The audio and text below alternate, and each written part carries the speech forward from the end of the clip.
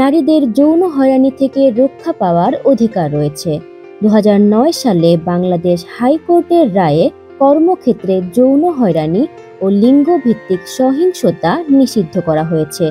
কর্মক্ষেত্রের কোনো ব্যক্তি, যেমন ম্যানেজার, মালিক বা সহকর্মী কর্তৃক মৌখিক, শারীরিক বা মানসিক কোনো ধরনের যৌন হয়রানি গ্রহণযোগ্য নয়। এটি একটি ফৌজদারি অপরাধ।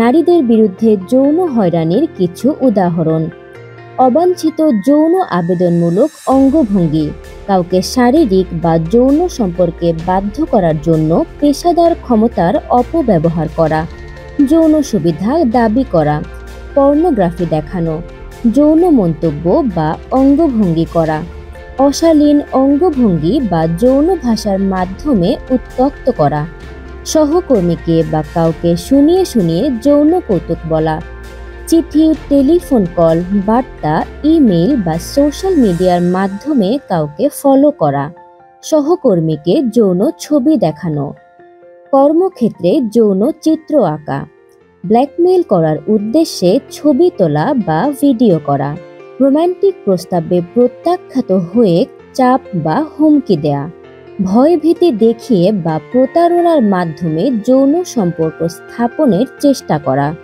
যৌন হয়রানি প্রতিরোধ করার জন্য সংস্থাগুলিকে অবশ্যই নীতিমালা এবং পদ্ধতি প্রতিষ্ঠা করতে হবে।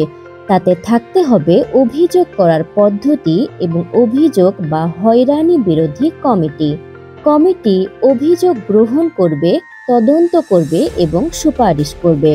শ্রমিকরা তাদের নাম প্রকাশ না করেই সরাসরি এই কমিটির কাছে অভিযোগ জমা দিতে পারেন।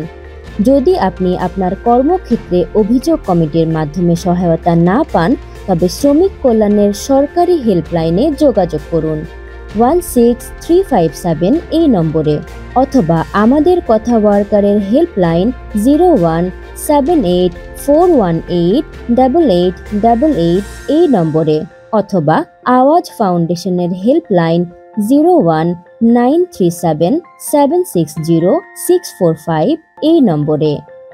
ধন্যবাদ।